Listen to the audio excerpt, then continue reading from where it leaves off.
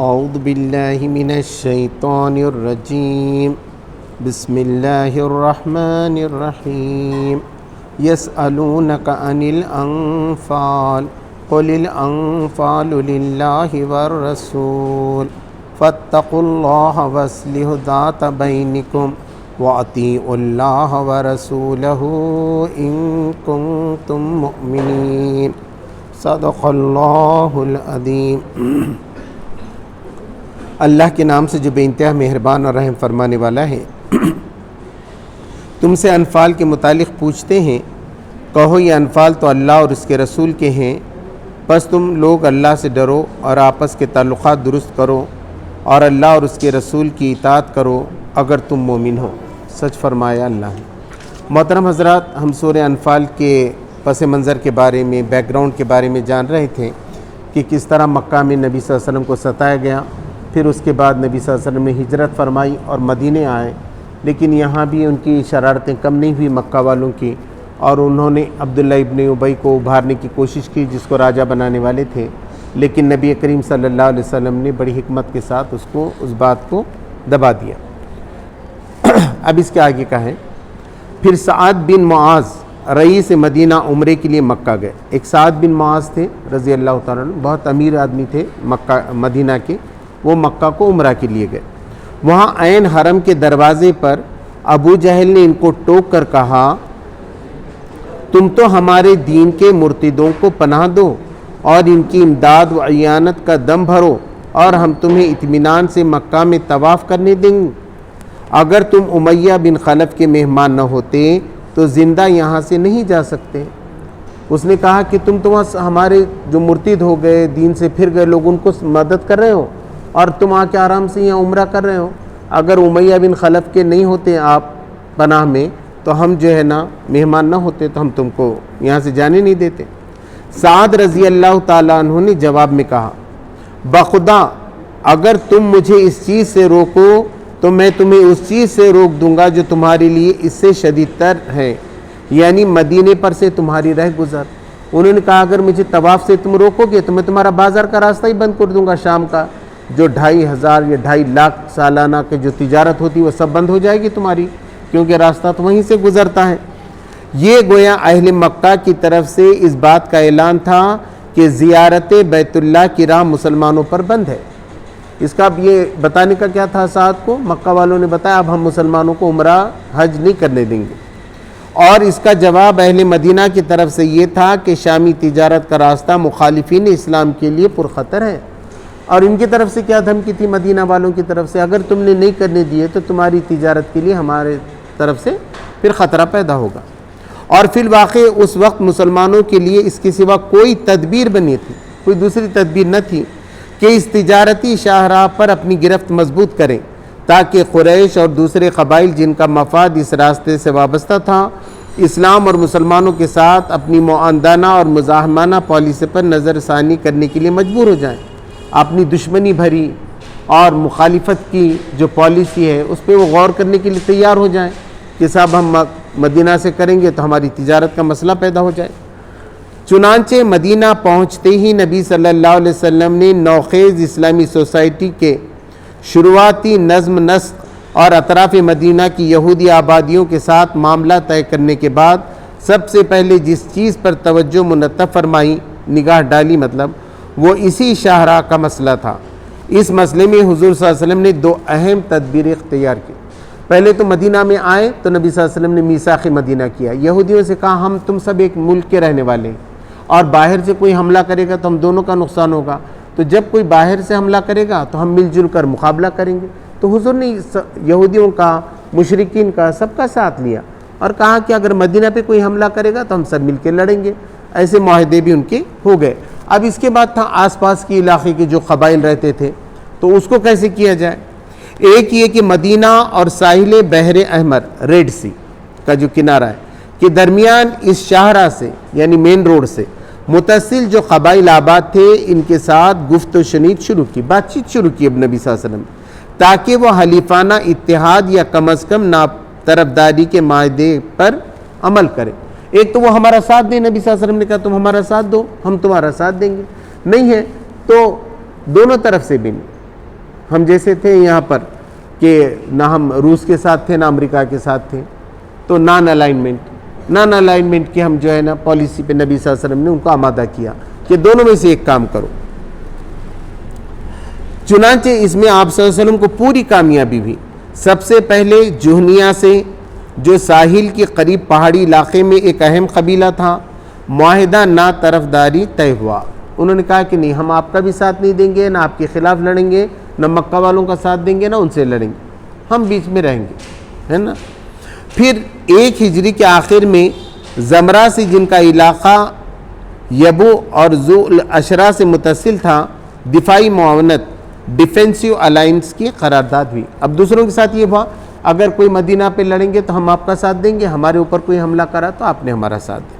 پھر 2 ہجری کے وسط میں بنی مدلج بھی اس قرارداد میں شریک ہو گئے۔ پھر تھوڑے دنوں کے بعد بنی مدلج تھے، انہوں نے بھی کہا ہم بھی آپ کا ساتھ دیں گے، مدینہ پہ کوئی کرا تو ہم ساتھ دیں گے، اور ہم پہ کوئی کرے گا تو آپ ساتھ دیں گے۔ اور بنی زمرہ کے ہمسائے اور حلیف تھے، وہ بنی زمرہ کے تھے، ان کے ساتھ آ گئے۔ مزید برآں تبلیغ اسلام نے ان قبائل میں اسلام کے حامیوں اور پیرووں کا بھی ایک اچھا خاصا عنصر پیدا کر دیا۔ اب جب یہ سب معاہدے ہوئے تو لوگوں کو اسلام بھی معلوم ہوا کہ صاحب یہ اسلام پہ چلنا ہے، تو لوگ مسلمان بھی ہونے لگے الگ الگ قبیلوں میں، تو اب مسلمانوں کی تعداد بھی بڑھنے لگی، نبی صلی اللہ علیہ وسلم کا ساتھ دینے والوں کی تعداد بھی اب بڑھنے لگی۔ دوسری تدبیر آپ صلی اللہ علیہ وسلم نے یہ اختیار کی کہ قریش کے قافلوں کو دھمکی دینے کے لیے اس شاہراہ پر پہم چھوٹے چھوٹے دستے بھیجنے شروع کیے۔ اب ان کو ڈرانے کے لیے مکہ والوں کو کچھ نقصان نہیں پہنچانا تھا، مت ڈر جائیں، تو ایک دم پورے ہاتھ تلوار لے کر گھوڑوں پہ جا رہے ہیں مسلمان، اور گھوم کے آ رہے ہیں، بس وہ دیکھ کے ڈر جا رہے کہ بھئی ہے کچھ تو معاملہ ہے، چپکے سے نکل جا رہے، جنگ نہیں ہو رہی، لوٹ رہے نہیں۔ اور بعض دستوں کے ساتھ آپ صلی اللہ علیہ وسلم خود بھی تشریف لے گئے، حضور صلی اللہ علیہ وسلم خود بھی تشریف لے گئے۔ پہلے سال اس طرح کے 4 دستے گئے جو مغازی کی کتابوں میں سریہ حمزہ، سریہ عبیدہ بن حارث، سریہ سعد بن ابی وقاص اور غزوۃ الابوا کے نام سے موسوم ہے۔ اب غزوہ کس کو بولتے، سیریا کس کو بولتے، 3 سیریا 1 غزوہ۔ اب اس کو واضح کیا گیا۔ اسلام کی تاریخ کی اصطلاح میں سیریا اس مہم کو کہتے ہیں جو نبی صلی اللہ علیہ وسلم کسی صحابی کے قیادت میں بھیجا کرتے تھے، حضور نہیں جاتے تھے، کسی صحابی کو دستہ دے کر بھیج دیے، اسے سیریا کہتے تھے۔ اور غزوہ اس مہم کو کہتے تھے جس کی قیادت حضور صلی اللہ علیہ وسلم خود فرماتے تھے۔ اگر حضور صلی اللہ علیہ وسلم شریک ہیں تو وہ غزوہ، اور اگر نہیں ہے حضور صرف صحابہ جا رہے ہیں تو اس کو سیریا۔ تو ایسے 3 سیریا اور 1 غزوہ ہو چکا تھا۔ اور دوسرے سال کی ابتدائی مہینوں میں 2 مزید طاقتیں اس جانب کی گئیں، یعنی 2 مہمات اور چلائی گئیں، جن کو اہل مغازی غزوہ بوات اور غزوہ ذو العشرہ کے نام سے یاد کرتے ہیں۔ دونوں میں بھی حضور صلی اللہ علیہ وسلم تھے۔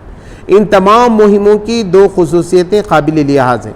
ایک یہ کہ ان میں سے کسی میں نہ تو کچھ تو خون ہوا، نہ کوئی زخمی ہوا، نہ خون بہا، اور نہ کوئی قافلہ لوٹا گیا، اور نہ لوٹ پاٹ کی گئی، بس خالی دھمکی، ڈرانے کا انداز، بس ختم۔ جس سے یہ صاف ظاہر ہوتا ہے کہ ان طاقتوں کا اصل مقصود قریش کو ہوا کا رخ بتانا تھا۔ دوسرے یہ کہ ان میں سے کسی طاقت میں بھی حضور صلی اللہ علیہ وسلم نے اہل مدینہ کا کوئی آدمی نہیں لیا، بلکہ تمام دستے خالص مکی مہاجرین ہی سے مرتب فرماتے رہے، تاکہ حتی الامکان یہ کشمکش قریش کے اپنے ہی گھر والوں تک محدود رہے اور دوسرے قبیلوں کے اس میں الجھنے سے آگ پھیل نہ جائے۔ حضور صلی اللہ علیہ وسلم نے ایک کام حکمت یہ کی، مدینہ کے لوگوں کو بھی ساتھ نہیں لیا، جتنے بھی ابھی تک دستے لے کر گئے سب مکہ والوں کو، اور قریش کو ڈرا رہے، تو خاندان کے خاندان تھے، قریش کے لوگ قریش، اگر اوس اور خزرج کے جاتے تو ایک نئی دشمنی پیدا ہوتی۔ اس لیے کہیں بھی گھروں میں بھی جھگڑا ہوتا ہے نا، تو پہلے خاندان کے لوگ مل کر حل کریں تو جلدی حل ہو جاتا، پھر اس کے سسرال والے آ گئے، اس کے سسرال، پھر اور بڑھتا ہے، انہوں نے ایسا بولا، اس کے سالے نے ایسا بولا، اس نے ایسا کیا، اور دوسرا آ گیا، اس کے دوست نے ایسا بول دیا، تو پہلے گھر کا معاملہ گھر میں۔ تو حضور صلی اللہ علیہ وسلم کی حکمت دیکھیے نا، مدینہ کے لوگوں کو نہیں لیا، صرف مکہ کے لوگوں کو دستے بنا دی تاکہ جھگڑا نہ پھیلے۔ ادھر سے اہل مکہ بھی مدینہ کی طرف غارت گر دستے بھیجتے رہے، ادھر سے انہوں نے بھی کوشش کی کہ ڈراؤ ان کو، مدینہ والوں کو لوٹ پاٹ کرو، اس کے لیے وہ دستے بھیجتے گئے، مگر زیادہ کامیاب نہیں ہوئے وہ بھی۔ چنانچہ انہی میں سے ایک دستے نے قرز بن جابر الفہری کی قیادت میں عین مدینہ کے قریب ڈاکہ مارا اور اہل مدینہ کے مویشی لوٹ گئے۔ اب انہوں نے کیا کرے، ایک بار انہوں تو خالی دھمکا کے آ رہے تھے، انہوں نے تو کیا کیا، آئے اور ان کے مویشی لے کر گئے، اونٹ، گھوڑے، بکریاں سب لے کر گئے، ڈاکہ ڈال دیا اچھا خاصا۔ قریش کی کوشش اس سلسلے میں یہ رہی کہ دوسرے قبیلوں کو بھی اس کش میں الجھا دیں، نیز یہ کہ انہوں نے بات کو محض دھمکی تک محدود نہ رکھا بلکہ لوٹ مار تک نوبت پہنچا دی۔ اور ان کا یہ تھا اب وہ دوسرے قبیلے بھی ہمارے ساتھ آئیں، چلو ہم جا کے سب لوٹ لیں گے، مگر حضور نے پہلے معاہدہ کیا تھا تو وہ ساتھ نہیں آئے۔ حالات یہاں تک پہنچ چکے تھے کہ شعبان 2 ہجری فروری یا مارچ 623 کی بات ہے سن میں قریش کا ایک بہت بڑا قافلہ جس کے ساتھ تقریباً 50,000 اشرفی کا مال تھا اور 30-40 سے زیادہ محافظ نہ تھے، 50,000 کا مال اور حفاظت کو صرف 30-40 لوگ تھے، شام سے مکہ کی طرف پلٹتے ہوئے اس علاقے میں پہنچا جو مدینہ کے زد میں تھا، جہاں ان کا کنٹرول تھا وہاں پہنچا۔ چونکہ مال زیادہ تھا، محافظ کم تھے اور سابق حالات کی بنا پر خطرہ قوی تھا، اب ان کو ڈر لگنے لگا کہیں مسلمانوں کا کوئی طاقتور دستہ اس پر چھاپا نہ مار دے، انہوں نے لوٹ پاٹ کی تھی، اب ہمارا لوٹ لیے تو۔ اس لیے سردار قافلہ ابو سفیان مسلمان نہیں ہوئے تھے جب تک، ابو سفیان نے اس پرخطر علاقے میں پہنچتے ہی ایک آدمی کو مکے کی طرف دوڑا دیا تاکہ وہاں سے مدد لے آئے۔ ایک آدمی کو بولے جاؤ مدد لے کے آؤ، اب یہاں سے کیسے نکلیں گے ورنہ مسلمان روکیں گے۔ اس شخص نے مکہ پہنچتے ہی عرب کے قدیم قاعدے کے مطابق اپنے اونٹ کے کان کاٹے، اس کی ناک چیر دی، کجاوے کو الٹ دیا، کجاوے کو الٹ کر رکھ دیا، الٹا کر دیا، اور خمیس کو آگے پیچھے سے پھاڑ کر شور مچانا شروع کر دیا۔ قریش والوں، اپنے قافلے تجارت کی خبر لو، تمہارے مال جو ابو سفیان کے ساتھ ہیں، محمد صلی اللہ علیہ وسلم اپنے آدمی لے کر ان کے در پہ ہو گیا ہے، مجھے امید نہیں کہ تم انہیں پا سکو گے، دوڑو دوڑو مدد کے لیے۔ اس پر سارے مکہ میں ہیجان برپا ہو گیا، قریش کے تمام بڑے بڑے سردار جنگ کے لیے تیار ہو گئے، تقریباً 1000 مردان جنگی جن میں 600 زرہ پوش تھے اور جن میں 125 سواروں کا رسالہ بھی شامل تھا، 125 گھوڑے پہ سوار لوگ پوری شان و شوکت کے ساتھ لڑنے کے لیے چلے۔ ان کے پیش نظر نہ صرف یہی کام تھا کہ اپنے قافلے کو بچا لائیں، بلکہ وہ اس ارادے سے نکلے تھے کہ اس آئے دن کے خطرے کو ہمیشہ کے لیے ختم کر دیں اور مدینہ میں یہ مخالف طاقت جو ابھی نئی نئی مجتمع ہونی شروع ہوئی ہے اسے کچل ڈالیں اور اس نواح کے قبائل کو اس حد تک مروب کر دیں کہ آئندہ کے لیے تجارتی راستہ بالکل محفوظ ہو جائے۔ وہ بولے ایک بار دبا کے آ جائیں گے، مدینہ ختم، پھر اپنا راستہ بھی ایک دم صاف ہوگا، بالکل جنگ کی تیاری کے ساتھ نکل گئے۔ اب نبی صلی اللہ علیہ وسلم جو حالات سے ہمیشہ باخبر رہتے تھے، محسوس فرمایا کہ فیصلے کی گھڑی آ پہنچی ہے اور یہ ٹھیک وہ وقت ہے جب کہ ایک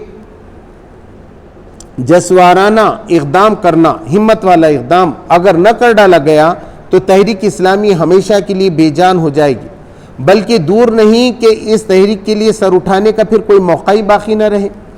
نئے دارالہجرت میں آئے ابھی پورے 2 سال بھی نہیں ہوئے تھے، مہاجرین بے سر و سامان، انصار ابھی نا آزمودہ، یہودی قبائل برسر مخالف، خود مدینے میں منافقین و مشرکین کا ایک اچھا خاصا طاقتور عنصر موجود، اور گرد پیش کے تمام قبائل قریش سے مروب بھی اور مذہباً ان کے ساتھ بھی تھے، انہی کے دھرم کے بھی تھے اور ان سے مروب بھی تھے۔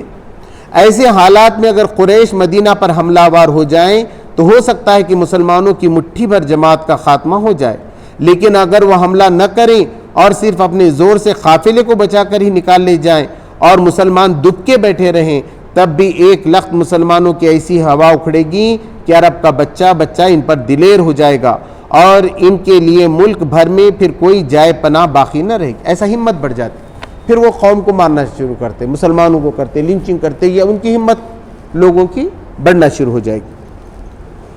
آس پاس کے سارے قبائل قریش کے اشاروں پر کام کرنا شروع کر دیں گے، مدینے کی یہودی اور منافقین و مشرکین علی اعلان سر اٹھائیں گے اور دارالہجرت میں چلنا جینا مشکل کر دیں گے، مسلمانوں کا کوئی روب و اثر نہ ہوگا، اس کی وجہ سے کسی کو ان کی جان مال آبرو پر ہاتھ ڈالنے میں تعامل نہ ہوگا، ڈریں گے نہیں تو ہر ایک کو ستائیں گے۔ اس بنا پر نبی صلی اللہ علیہ وسلم نے عزم فرما لیا کہ جو طاقت بھی اس وقت میسر ہے اسے لے کر نکلیں اور میدان میں فیصلہ کریں کہ جینے کا بوتا کس میں ہے اور کس میں نہیں، فیصلہ ہی ہو جائے، ایسا ڈرنے دبکنے سے کیا ہے، ٹکرائیں گے، یا تو وہ رہیں گے یا ہم رہیں گے، دونوں میں سے ایک فیصلہ ہو جائے۔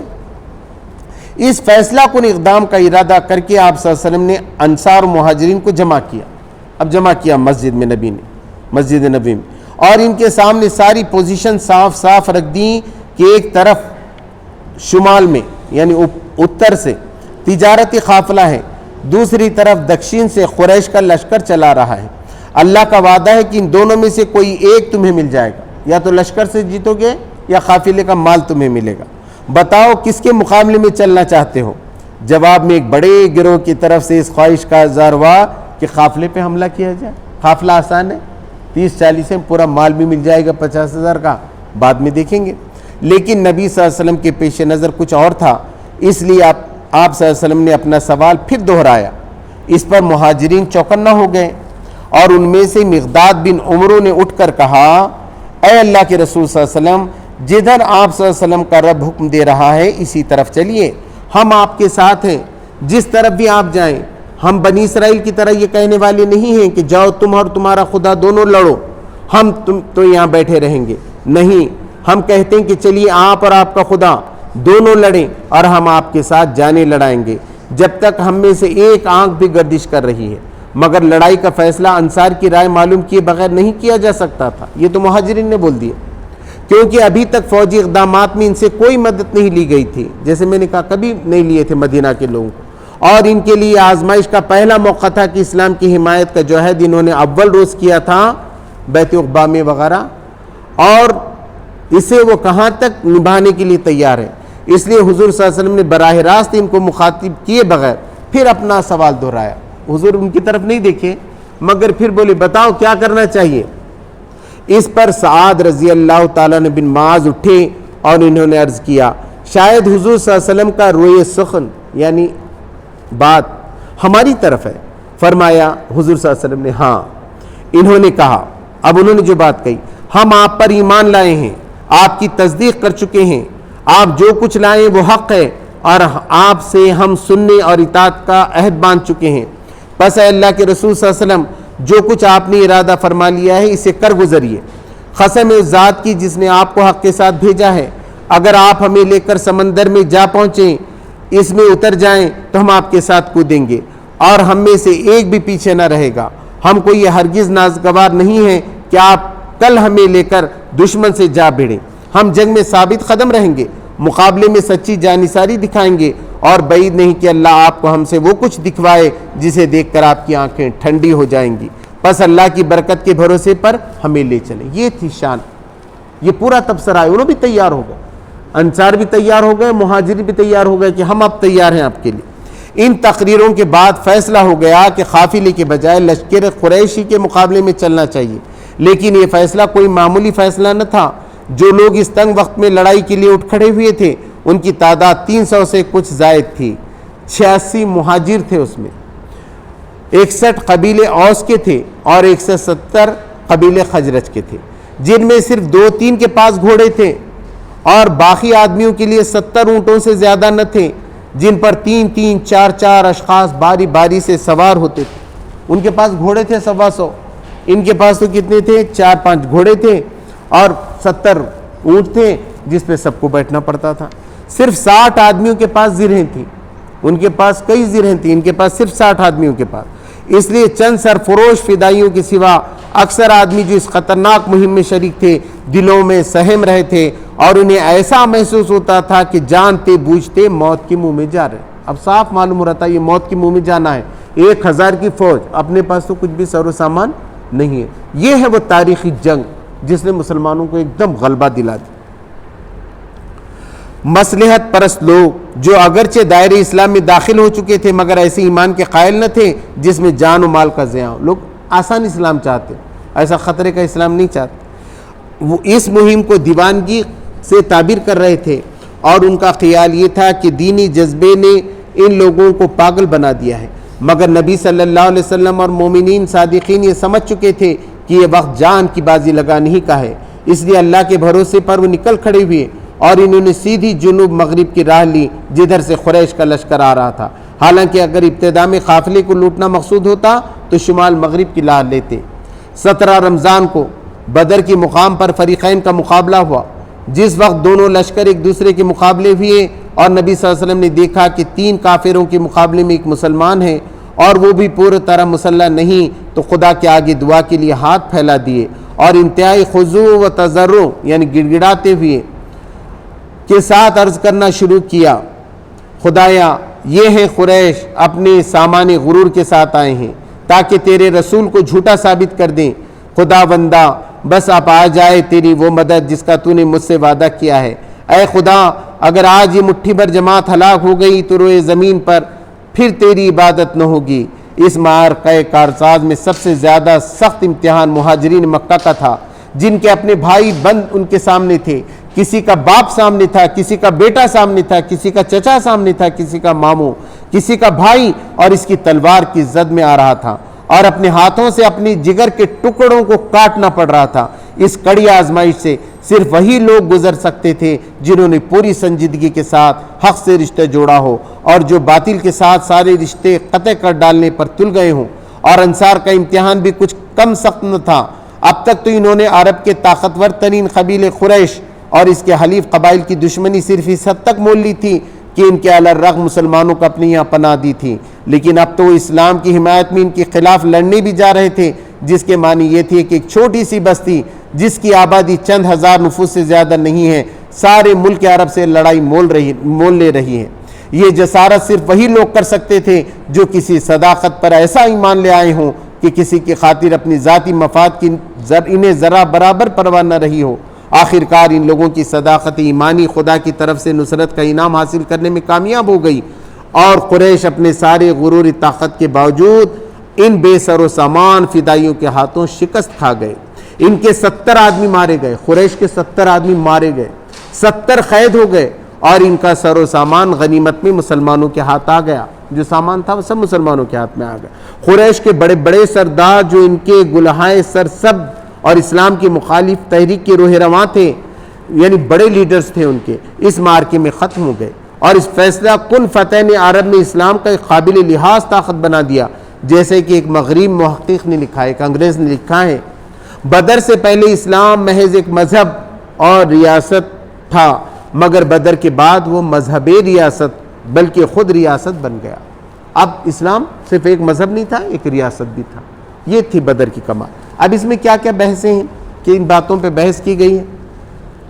یہ ہے وہ عظیم الشان مارکہ جس پر قرآن کی سورہ میں تبصرہ کیا گیا ہے، مگر اس تبصرے کا انداز تمام ان تبصروں سے مختلف ہے جو دنیاوی بادشاہ اپنی فوج کی فتح یابی کے بعد کیا کرتے ہیں۔ لوگ ڈنگ مارتے، ہماری فوج ایسا گئی اور ایسا ہوا، پورا پازیٹیو بتاتے، نگیٹیو نہیں بتاتے۔ اللہ نے ایسا تبصرہ کیا ہے، دونوں کا کھولا، مسلمانوں میں کیا کمزوری تھی، اس میں کیا کمزوری۔ اب یہ پوری صورت اس پہ ہے، بہت زبردست ہے۔ ان میں سب سے پہلے ان خامیوں کی نشاندہی کی گئی جو اخلاقی حیثیت سے بھی مسلمانوں میں باقی ہے۔ پہلے تو مسلمانوں میں کیا اخلاقی کمزوری ہے یہ بتایا گیا، تاکہ آئندہ اپنی مزید تکمیل کے لیے صحیح کریں، تاکہ اپنے کو مکمل بنانے کے لیے کوشش کریں۔ پھر ان کو بتایا گیا کہ اس فتح میں تائید الہی کا کتنا بڑا حصہ تھا۔ بتایا یہ سب اللہ کی مدد سے ہوا، تمہارے لڑنے سے نہیں ہو سکتا۔ کبھی بھی ایسا ہوتا ہے، اللہ کی مدد سے ہوتا ہے، ہم تو صرف ہاتھ لگاتے ہیں، تاکہ وہ اپنی جرات و شہامت پر نہ پھولیں کہ ہم کیسے تھے، ہم کیسا ڈنگے مارنا نہ شروع کریں۔ جو کچھ ہوا اللہ کی طرف سے ہوا، اللہ نے فرشتے بھیجے، اللہ کی مدد ہوئی۔ دیکھیے کتنی بڑی کامیابی۔ ایسا غرور ہو سکتا ہے آج جو لڑنے والے تبصرہ کرنے والے بولیں کیسا 313 نے ہرا دیے، مگر کوئی نہیں، سب کے سر جھکے ہوئے، کہا کہ نہیں اللہ کی طرف سے ہوا، اللہ کی مدد کی وجہ سے ہوا۔ یہ مسلمان کی شان ہوتی۔ اور خدا و رسول کی اطاعت کا سبق لیں۔ پھر اس اخلاق مقصد کو واضح کیا گیا جس کے لیے مسلمانوں کو معرکہ حق و باطل برپا کرنا ہے، اور ان اخلاقی صفات کی توضیح کی گئی ہے جن سے معرکے میں انہیں کامیابی حاصل ہو سکتی۔ بتایا کتنے بااخلاق رہنا پڑتا ہے، گھٹیا حرکت نہیں کرنا چاہیے مسلمانوں، غیر اخلاقی کام نہیں کرنا چاہیے۔ پھر مشرکین اور منافقین اور یہود، ان لوگوں کو جو جنگ میں قید ہو کر آئے تھے، نہایت سبق آموز انداز میں خطاب کیا۔ جو پکڑے گئے تھے 70 یہودی بھی تھے، مشرک بھی تھے، کافر بھی تھے، تو ان کو سب کو سمجھایا گیا کہ دیکھو اب تو بھی ایمان لاؤ اور اللہ کو مانو، اللہ ہم سب کا خدا ایک ہی ہے، اگر تم کرو گے تو اللہ تمہارے ساتھ اچھا معاملہ کرے۔ پھر ان اموال کے متعلق جو جنگ میں ہاتھ آئے تھے، مسلمانوں کو ہدایت کی گئی ہے کہ انہیں اپنا مال نہ سمجھیں بلکہ خدا کا مال سمجھیں۔ لوگ پہلے اپنا مال سمجھتے تھے، میں نے لوٹ کر لایا، ابھی بھی ایسا، ہم جو کماتے ہیں ہم سمجھتے ہیں ہمارا مال ہے، سمجھنا چاہیے سب اللہ کی امانت ہے، اللہ نے دیا ہے، اب اللہ کے احکام کے مطابق ہم کو خرچ کرنا ہے۔ ان اللہ اشتری من المؤمنین انفسهم واموالهم بان لهم الجنہ، حقیقت یہ ہے کہ اللہ نے مومنوں سے ان کی جان اور مال جنت کے بدلے خرید لیے ہیں، تو جان بھی ہمارا نہیں ہے، مال بھی، اس لیے یہ سب اللہ کی مرضی کے مطابق خرچ ہونا چاہیے۔ جو کچھ اللہ اس میں سے ان کا حصہ مقرر کرے اسے شکریہ کے ساتھ قبول کریں، جو بھی حصہ تمہارا طے ہو جائے ٹھیک ہے ہمارا حصہ ہی، اور جو حصہ اللہ اپنے کام اور اپنے غریب بندوں کی امداد کے لیے مقرر کرے اس کو برضا و رغبت گوارا کر لیں۔ پھر قانون جنگ و صلح کے متعلق وہ اخلاقی ہدایت دی گئی ہیں جن کی توضیح اس امر میں دعوت اسلامی کے داخل ہو جانے کے بعد ضروری تھی، تاکہ مسلمان اپنی صلح و جنگ میں جاہلیت کے طریقوں سے بچیں اور دنیا پر ان کی اخلاقی برتری قائم ہو، اور دنیا کو معلوم ہو جائے کہ اسلام اول روز سے اخلاق پر عملی زندگی کی بنیاد رکھنے کی جو دعوت دے رہا ہے اس کی تعبیر واقعی عملی زندگی میں جو اخلاق سکھاتا ہے اسلام جنگ میں بھی معلوم ہو گیا۔ پھر اسلامی ریاست کی دستوری قانون کی بعض دفعات بیان کی گئی ہیں جن سے دارالاسلام کے مسلمان باشندوں کی آئینی حیثیت ان مسلمانوں سے الگ کر دی گئی ہے جو دارالاسلام کے حدود سے باہر رہتے۔ اب اس کے اندر ایک بڑا کام یہ ہوا کہ جو دارالاسلام میں رہتے تھے حضور صلی اللہ علیہ وسلم کے ساتھ ان کی حیثیت الگ تھی، اور دنیا میں جو دوسرے مسلمان باہر رہ رہے تھے مائنورٹی میں تھے ان کی حیثیت الگ تھی، یہ اس میں جو ہے کلیئر کیا گیا۔ اب یہاں سے شروع ہوگا یسألونک عن الانفال، یہ تم سے یہ انفال کے بارے میں پوچھتے ہیں، قل الانفال للہ والرسول، تو کہہ دو کہ یہ انفال جو ہیں وہ غنیمت کا مال جو آئے ہیں وہ اللہ اس کے رسول کے ہیں، فاتقوا اللہ، اللہ سے ڈرو، وَأَصْلِحُوا ذَاتَ بَيْنِكُمْ، اور آپس میں اپنے معاملات درست کر لو، وَأَطِیعُوا اللَّهَ وَرَسُولَهُ، اور اطاعت کرو اللہ اس کے رسول کی بات مانو، ان کنتم مومنین، اگر تم مومن ہو۔ یہ اس تبصرے جنگ کی عجیب تمہید ہے۔ بدر میں جو مال غنیمت لشکر قریش سے لوٹا گیا تھا اس کی تقسیم پر مسلمانوں کے درمیان نزاع برپا ہو گئی۔ اب سب متقی پرہیزگار تھے مگر لوٹے تو اب لوگوں نے بولے وہ صاحب مال ہے، اب پورا آگے آئے گا۔ چونکہ اسلام قبول کرنے کے بعد ان لوگوں کی پہلی مرتبہ پرچم اسلام کے نیچے لڑنے کا اتفاق ہوا تھا، اس لیے ان کو معلوم نہ تھا کہ اس مسلک میں جنگ اور اس سے پیدا شدہ مسائل کے متعلق کیا ضابطہ ہے، اسلامی جنگ کیسی ہوتی ہے نہیں معلوم تھا ان کو۔ کچھ ابتدائی ہدایت سورہ بقرہ اور سورہ محمد میں دی جا چکی تھیں، لیکن تہذیبی جنگ کی بنیاد ابھی رکھنی باقی تھی۔ بہت سے تمدنی معاملات کی طرح مسلمان ابھی تک جنگ کے معاملے میں بھی اکثر پرانی جاہلیتی کے تصورات لیے ہوئے تھے۔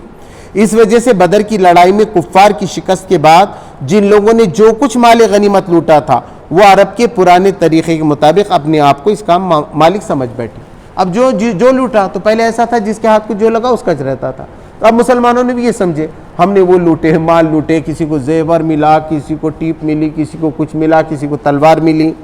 لیکن ایک دوسرا فریق جس نے غنیمت کی طرف رخ کرنے کے بجائے کفار کا تعاقب کیا تھا، مگر دوسرا تھا انہوں نے کیا کیا، کفار کو مار کے بھگانے میں پیچھا کیا، مال کی طرف دیکھا نہیں اس نے۔ اس بات کا مدعی ہوا کہ اس مال میں ہمارا بھی برابر کا حصہ، وہ بولے ایسا کیسا، ہم مار کے نہیں ہکالتے، تم کیسے جمع کر سکتے تھے، ہمارا بھی برابر کا حصہ ہے، کیونکہ اگر ہم دشمن کا پیچھا کر کے اسے دور تک نہ بھگا دیتے اور تمہاری طرح غنیمت پر ٹوٹ پڑتے تو ممکن تھا کہ دشمن پھر پلٹ کر حملہ کر دیتا اور فتح ہار میں بدل جاتی۔ ایک تیسرے فریق نے بھی جو رسول اللہ صلی اللہ علیہ وسلم کی حفاظت کر رہا تھا اپنے دعویٰ پیش کیا۔ ان کا کہنا یہ تھا کہ سب سے بڑھ کر قیمتی خدمت تو اس جنگ میں ہم نے انجام دی ہے، اگر ہم رسول صلی اللہ علیہ وسلم کی گرد اپنی جانوں کا حصار بنائے ہوئے نہ رہتے اور آپ صلی اللہ علیہ وسلم کو کوئی نقصان پہنچ جاتا تو فتح ہی کم نصیب ہو سکتی تھی کہ کوئی مال غنیمت ہاتھ آتا اور اس کی تقسیم کا سوال اٹھتا، مگر مال عملاً جس فریق کے قبضے میں تھا اس کی ملکیت کو گویا ثبوت کا محتاج نہ تھا، مگر مال جس کے پاس تھا انہیں کوئی دلیل نہیں بول رہا تھا، دعویٰ نہیں کر رہا تھا، انہیں بول رہا مال میرے پاس ہی ہے نا، انہوں نے کوئی دعویٰ نہیں پیش کرا اور وہ دلیل کا یہ حق ماننے کے لیے تیار نہ تھا اور وہ دوسروں کی دلیل بھی مان نہیں رہا تھا کہ ایک امر واقعہ اس کے زور سے بدل جائے۔ آخر کار اس نزاع نے تلخی کی صورت اختیار کرنی شروع کر دی۔ اب دونوں میں سب میں نزاع پیدا ہوا، کیا فائدہ اتنا لڑکے، سب مسلمان اللہ کے لیے لڑے، اب مال کے واسطے ایسا کر رہے، انہوں لے کے بیٹھ گئے، ہم کو نہیں دے رہے، ایسا صحابہ میں بھی ہوا اور زبانوں سے دلوں تک بدمزگی پھیلنے لگی، اب بدمزگی پیدا ہونے لگی صحابہ میں، یہ صحیح نہیں۔ یہ تھا وہ نفسیاتی موقع جسے اللہ تعالیٰ نے سورہ انفال نازل کرنے کے لیے منتخب فرمایا۔ اب اللہ نے آ کر ڈائریکشن دیا اس مانتے کہ نہیں مانتے، اور جنگ پر اپنے تبصرے کی ابتدا اس مسئلے سے کی پھر پہلا ہی فقرہ جو ارشاد ہوا اسی میں سوال کا جواب موجود تھا. فرمایا تم سے انفال کے متعلق پوچھتے ہیں. یہ ان اموال کو غنائم کے بجائے انفال کے لفظ سے تعبیر کرنا بجائے خود مسئلے کا فیصلہ اپنے اندر رکھتا تھا. اس کو غنائم بولتے تھے پہلے, تو اللہ میں نے غنائم نہیں بولا بلکہ انفال بولا, نفیل چیز, زیادہ چیز. انفال جمع ہے نفل کی. عربی زبان میں نفل اس چیز کو کہتے ہیں جو واجب سے یا حق سے زائد ہو. یعنی آپ نے فرض پڑھ لیا, سنت پڑھی, لیکن پھر نفل پڑھ لی. آپ نے زکوٰۃ دی پھر اور خیرات کیا تو وہ نفلی ہوا. روزے رکھ لیے تھے فرض, اس کے بعد روزہ دوسرا رکھا, وہ نفل روزہ, اس کو کہتے ہیں نفل. جب یہ تابع کے طرف سے ہو تو اس سے مراد رضا کارانہ خدمت ہوتی ہے جو ایک بندہ اپنے آقا کے لیے فرض سے بڑھ کر اطاعت کے لیے بجا لاتا ہے. اگر عبادت کر رہے ہیں تو یہ بندے کی طرف سے رہتی ہے, بندہ دیتا ہے نفل, بولتا اللہ میں تیرے واسطے نفل نماز پڑھ رہا ہوں. اور جب یہ متبوع کی طرف سے ہو, یعنی جس کی عبادت کی جا رہی ہے اس کی طرف سے ہو, تو اس امر و عطیہ و انعام ہوتا ہے, یعنی اللہ کی طرف سے انعام. اللہ فری میں دے رہا ہے, تمہارا حق نہیں تھا مگر پھر بھی تم کو دے رہا ہے. جو آقا اپنے بندے کو اس کے حق سے زیادہ دیتا ہے. لوگ دیتے نا انٹینسیو, یہ تم نے بہت اچھا کام کرے, چلو کپڑے بنا دیتے, فلاں کرتے. پر ارشاد کا مطلب یہ ہوا کہ یہ ساری رد و قد, یہ نزاع, یہ پوچھ گچھ کیا خدا کے بخشے ہوئے انعامات کے بارے میں ہو رہی ہے؟ اگر یہ بات ہے تو تم لوگ ان کے مالک و مختار کہاں بنے جا رہے ہو کہ خود ان کی تقسیم کا فیصلہ کرو؟ مال جس کا بخشا ہوا ہے وہی فیصلہ کرے گا. اللہ نے بتایا ان کا ہے نہ ان کا ہے, مال اللہ کا ہے, سب سوئی تک لا کے رکھ دو اب کہ کسے دیا جائے اور کسے نہیں, اور جس کو بھی دیا جائے وہ کتنا دیا جائے. یہ جنگ کے سلسلے میں ایک بہت بڑی اخلاقی اصلاح تھی. مسلمان کی جنگ دنیا کے مادی فائدے بٹورنے کے لیے نہیں ہے بلکہ دنیا کے اخلاقی تمدنی بگاڑ کو اصول حق کے مطابق درست کرنے کے لیے ہے, جسے مجبوراً اس وقت اختیار کیا جاتا ہے جبکہ مزاحم قوتیں دعوت و تبلیغ کے ذریعے سے اصلاح کو ناممکن بناتی. اسلامی جنگ جب ہوتی جب اصلاح کو نہیں مانتے لوگ, پھر ظلم کرنا چاہتے ہیں, ظالم بڑھ جاتے ہیں, کمزوروں کو ستانا شروع کرتے ہیں, جب مسلمانوں کو آگے بڑھ کر یہ کام کرنا پڑتا ہے. بس مصلحین کی نظر اپنے مقصد پر ہونی چاہیے, نہ کہ ان فوائد پر جو مقصد کے لیے صحیح کرتے ہوئے بطور انعام خدا کی عنایت سے حاصل ہوں. ان فوائد سے اگر ابتدائی میں ان کو نظر نہ ہٹا دی جائے تو بہت جلدی اخلاقی انحطاط رونما ہو کر یہی فوائد مقصود قرار پا جاتے ہیں. بھائی بھائی کا دشمن بن جاتا. جب میں نے لیا 1 فٹ آیا 2 فٹ آیا, انہیں نے مار دیا, اتنی قیمتی تھی, آج کتنے چل رہے, 50,000 کا بھاؤ چل رہا تھا. ارے بھائی تھے, کل تک مل کے رہتے تھے, ادھر ادھر ہوا تو کیا ہوتا ہے. اس پہ جنگ. پڑوسی, اب کھیتوں کی جنگ دیکھیے, بندارے پہ کتنی جنگ ہوتی ہے. مسلمان ایسا نہ کریں. پھر یہ جنگ کے سلسلے میں ایک بہت بڑی انتظامی اصلاح بھی تھی. قدیم زمانے میں طریقہ یہ تھا کہ جو مال جس کے ہاتھ لگتا وہی اس کا مالک قرار پاتا, یا پھر بادشاہ یا سپہ سالار تمام غنائم پر قابض ہو جاتا. بادشاہ بولتا سب میرا ہے. پہلی صورت میں اکثر ایسا ہوتا تھا کہ فتح فوجوں کے درمیان اموال غنیمت پر سخت تنافس برپا ہو جاتا, بہت بددلی پیدا ہو جاتی, اور بس اوقات ان کی خانہ جنگی فتح کو شکست میں تبدیل کرتے. کبھی ان کے جھگڑے شروع ہو جاتے, بعد میں دشمن تو چلے جاتے, یہ آپس میں لڑنا شروع کر دیتے. دوسری صورت میں سپاہیوں کو چوری کا عارضہ لگ جاتا, ان چرا چرا کے رکھنا شروع کر دیتے اور وہ غنائم کو چھپانے کی کوشش کرتے تھے. قرآن نے انفال کو اللہ اور رسول کا حق قرار دے کر پہلے تو یہ قاعدہ مقرر کر دیا کہ تمام مال غنیمت لا کر بے کم و کاست امام کے سامنے رکھ دیا جائے اور ایک سوئی تک چھپا کر نہ رکھی جائے. پھر آگے چل کر اس مال کی تقسیم کا قانون بنا دیا کہ 5واں حصہ خدا کے کام اور اس کے غریب بندوں کی مدد کے لیے بیت المال میں رکھ دیا جائے گا, 5واں حصہ, اور باقی 4 حصے ان پوری فوج میں تقسیم کر دیے جائیں گے جو لڑائی میں شریک. پھر سب کو برابر دیا جائے گا, جو فوج میں تھے ہر ایک کو برابر حصہ ملے گا. اس طرح وہ دونوں خرابیاں دور ہو گئیں جو جاہلیت کے طریقے میں تھیں. اس مقام پر ایک لطیف نکتہ اور بھی ذہن میں رہنا چاہیے. یہاں انفال کے قصے کو صرف اتنی بات کہہ کر ختم کر دیا ہے کہ یہ اللہ اور اس کے رسول کے ہیں.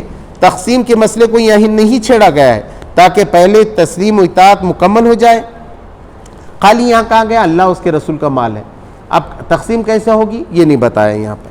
پھر چند رکوع کے بعد بتایا گیا کہ ان اموال کو تقسیم کس طرح کیا جائے گا. اب آگے کی تقریر میں بتایا جائے گا, یہ 5واں حصہ ہے, اس لیے یہاں انہیں انفال کہا گیا ہے. اور رکوع 5 میں جب تقسیم کا حکم بیان کرنے کی نوبت آئی تو انہیں اموال کو غنائم کے لفظ سے تعبیر کیا گیا ہے. تو یہ پہلی آیت کا جو ہے ہمارے تفسیر ہو گئی ہے. انشاءاللہ ہم آگے جو ہے نا اس مکمل رکوع کو دیکھیں گے۔